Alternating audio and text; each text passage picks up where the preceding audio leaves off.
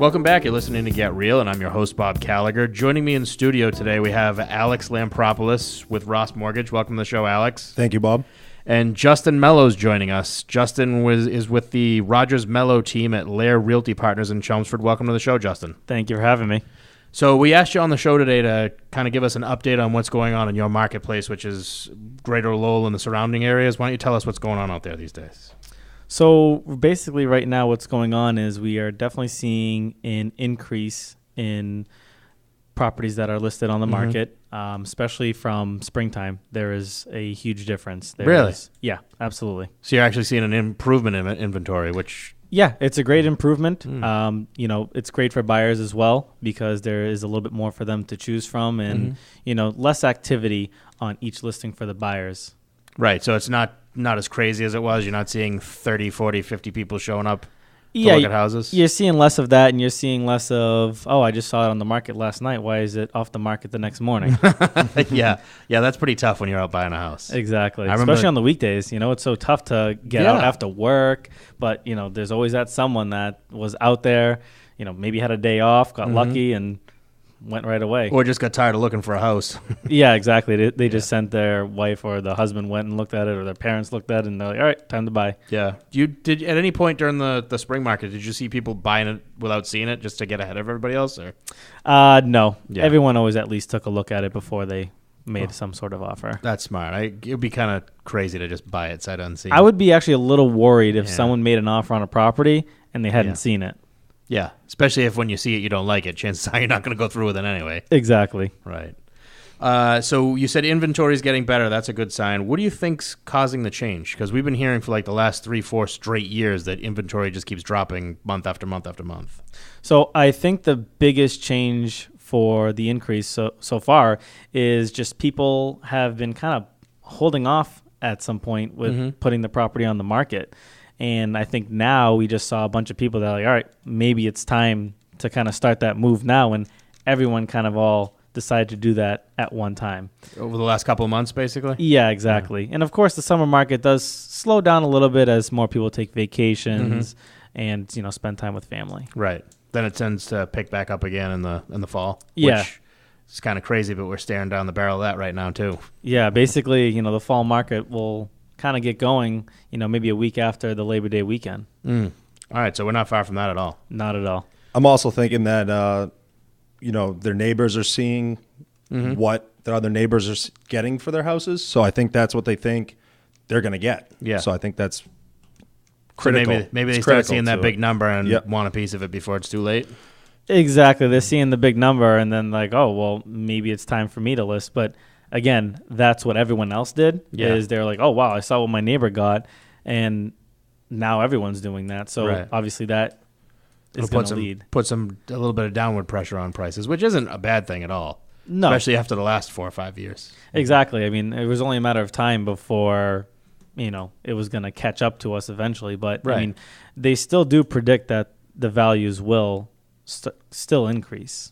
Right. But not not as much as we did the past couple of years. Which is good. Stability is a good thing. Exactly. It makes housing more affordable for everybody. Now, Justin, when you go to listing appointments, do your sellers talk about what's been sold around the area, like their neighbors or stuff like that? Yeah, absolutely. I mean, I think right now everyone's so much more educated because of what is online between, Zillow.com, Realtor.com. So, they're very more well aware of what has been sold.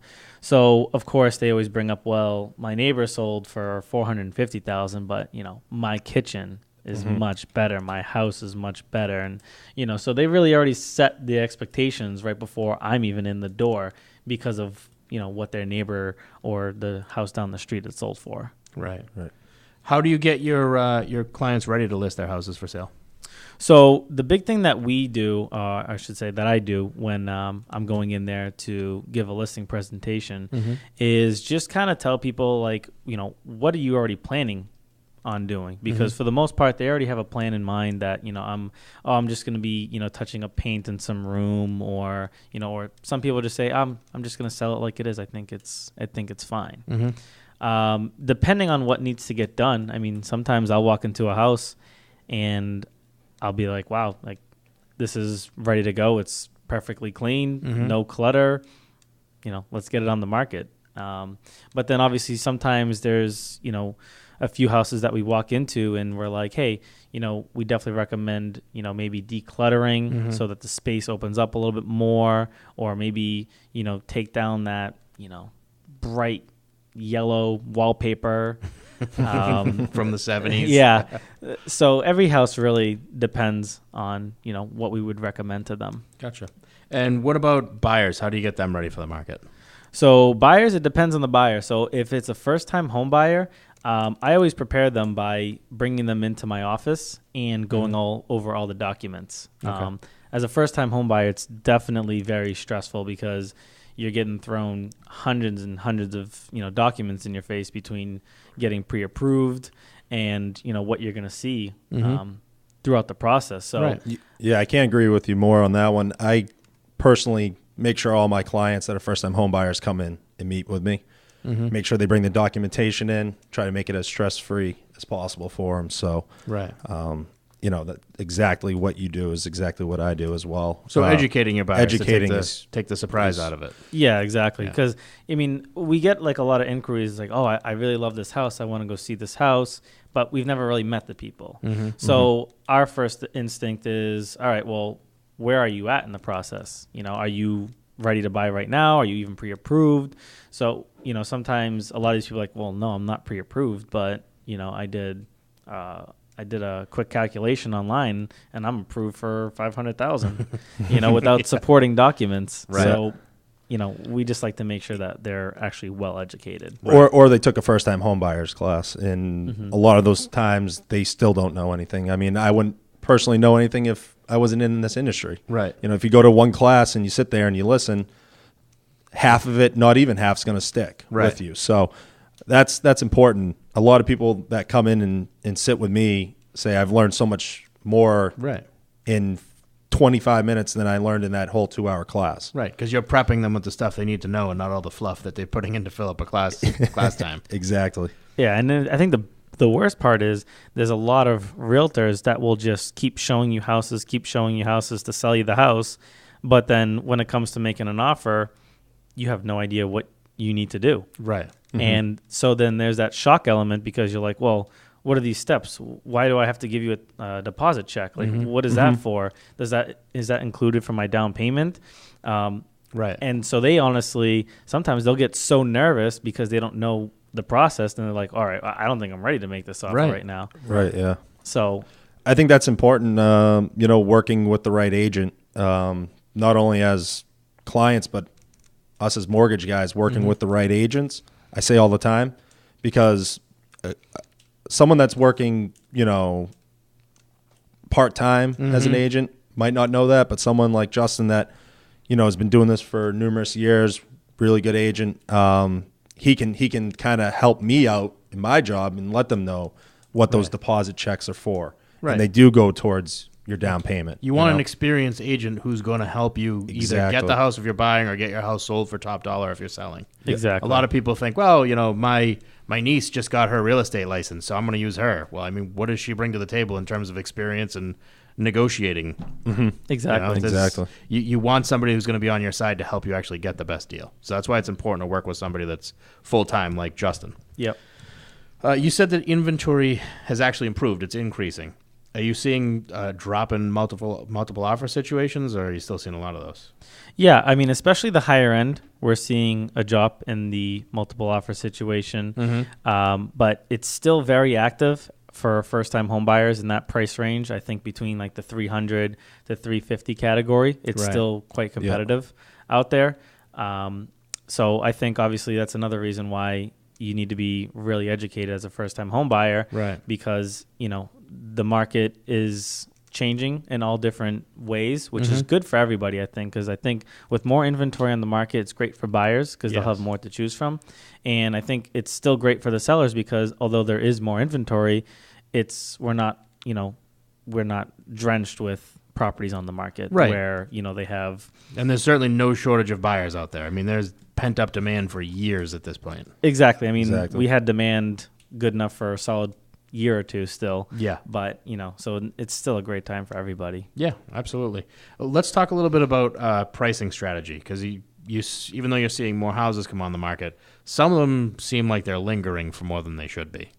Yeah, exactly. I mean, I think that's sometimes the expectations of what their neighbor sold for. And I think the main difference right now is, their neighbor sold for $450,000, and although they may think that their house is superior in some sort of way to their neighbors, their neighbor had also less competition when they were selling. So, what I've noticed right now, especially in the Chelmsford market, in the spring, between 400 to 500,000, there was maybe 2-3 homes. Right. To date, as I checked this morning, there's about 13 homes within that price range. So there's more options for people out there. And, the good quality house that is, perfect move-in ready condition is still there and, ripe for the picking. But, maybe if you tried to shoot for a little bit of a higher price because the market was going, crazy, you're not getting that anymore. Right. Those days are gone, at least for now, right? For now. Well, let's talk a little bit about the best place to buy for first-time buyers if they're looking to stretch their budget. So I think if you're looking to stretch your budget, especially in my area, I mean, I think Lowell is probably the best bang for your buck right now on the market. You can get into a good move-in ready home at around $300,000 For a single family? for a single family. What about for condos? For condos, it really depends on what you like. I mean, if you need that garage, then you're probably looking around like $250 to $260. But you can find a nice move-in ready condo without a garage, just a regular townhouse style for a little bit under $2. Oh wow!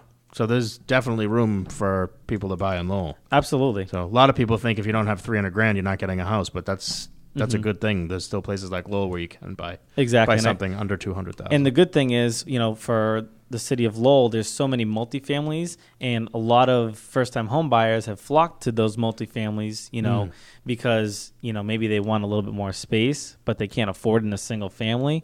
So they buy the multifamily, and one unit will sometimes cover their whole mortgage, or at least a good portion of it, and they can still save up to that, next house, the single family. Yeah, I've seen that a lot. I do a lot of business in Lowell as well. So I've seen that. Usually covers the, 2, or if you do a 3-family, a 3-family could cover your whole mortgage in Lowell. Yeah. 2 families probably cover about 2/3 of it. Now, are we starting to see first-time buyers buying multis again? Because for a while, with all the competition they had from investors and people looking to turn everything into condos, it was pretty tough to do. Are you starting to see that come back a little bit, where people are able to buy them again? Oh, yeah, absolutely. I mean, I think from an investment standpoint, a lot of the multifamilies actually got too expensive where, for their purposes, it wasn't really making them any money. Right. So it's been a great time for the person who wants to live in the house and rent out the other unit. Because, you may be willing to pay a little bit more for your purpose, but you're still getting it at a great market value. So I think it's really a better time right now to buy the multifamilies if you're a first-time home buyer, because, I mean, the last 2 that I listed, the past couple months, they both sold to first-time home buyers. Excellent. That's excellent. It's also good that you can get into the house for 3.5% down, use your FHA mortgage, and it's a primary residency. So it's definitely important if you're going to do a multifamily, and I see it all the time with my clients, is they want to do it first before they buy their single family. Absolutely. Because then you have a rental property, and then that rental property, I actually just did a loan for a guy the other day. We just closed, and his wife tried to get him to sell the 2-family. And I'm sitting there going, this is going to pay for not only, the 2 units are going to pay for not only that mortgage, because he bought it about 10, 15 years ago, but it's going to pay for his mortgage now on a single family. Right. So you're living, and someday that mortgage free. Yeah, someday that multi will have no mortgage on it either, so it's a great investment. Exactly. I know. And the funny thing is, I get that from people all the time that are moving from multifamilies to single families. Like, oh, I'm really thinking about selling.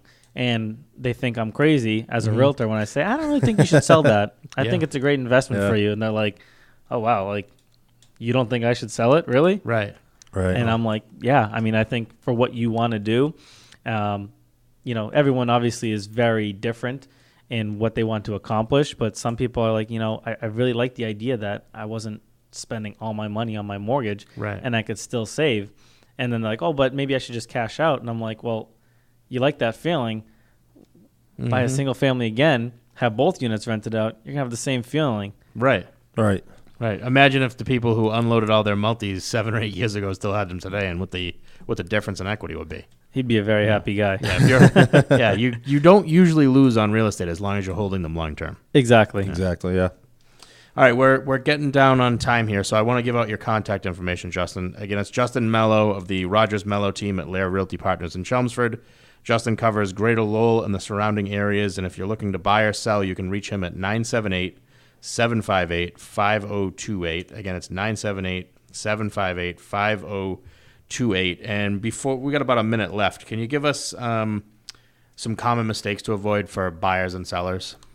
Yes, I think so for buyers, I think the most important thing is being able to have that sort of connection with your agent, and making sure that you can actually reach them when you need them. I think it's a lot where, especially with part-time agents, during the day, they're not able to be reached because they're working their other job, and they can only be reached at nights and, sometimes on weekends if they decide that they want to work on the weekends. Right. Whereas a full-time agent, we're always there. You can text me during the day, at night, on the weekend, and I'm going to answer you because that's my job. I'm on call. It's excellent. I'm a real estate agent. And then I think for sellers, I really wouldn't be picking my realtor based on the commission that they charge and the price that they give. Right. Because I could tell you you're going to sell your house for $1 million. If that's what you want to hear, great. But if I can't actually produce that, then I'm not going to tell you that because, my reputation's a very big thing to me. And I want to set realistic expectations. I don't want to, shoot for the moon and then, fall down. Yeah. So go with the person who's telling you what you need to hear, not necessarily what you want to hear. Right. Absolutely. Great. I want to thank you for being on the show, Justin. I'm going to give out your contact info one more time. It's Justin Melo of the Rogers Melo team at Lair Realty, 978-758-5028. Thanks again for joining us. Thank you for having me. Alex, thank you as well. Thank you for having me. We're going to take a quick commercial break. We'll be back with more Get Real after this.